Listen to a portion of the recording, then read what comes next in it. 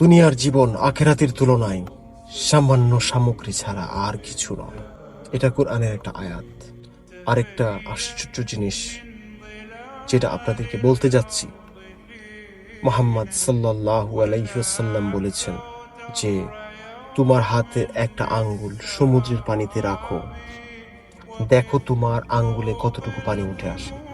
একটা আঙ্গুলে যতটুকু পানি উঠে আসবে, মানে 1 drop of water in the ocean, সমুদ্রের এক ফোঁটা পানি, এতটুকু পরিমাণ হচ্ছে আমাদের দুনিয়ার জীবন। দুনিয়ার জীবনটা আসলে অতি অল্প, নগণ্য। আর আমরা সেই জীবনের জন্য এত বেশি প্যারাশানি হচ্ছে। এই জীবনটাকে আমরা প্রায়োরিটি দিচ্ছি আমাদের আখেরাতের জীবনের উপর। বড়ই ভুল সিদ্ধান্ত আমরা নিচ্ছি।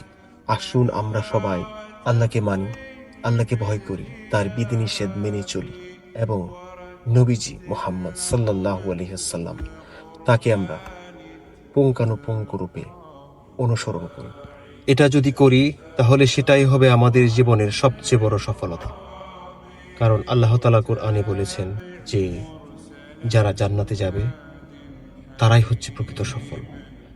সো যারা আমাদেরকে সফলতার গল্প শোনাবে তাদের কাছ থেকে আমরা অবশ্যই আশা করব তারা যেন আমাদেরকে এই ধরনের সফলতার কথা বেশি আমাদেরকে শোনায়।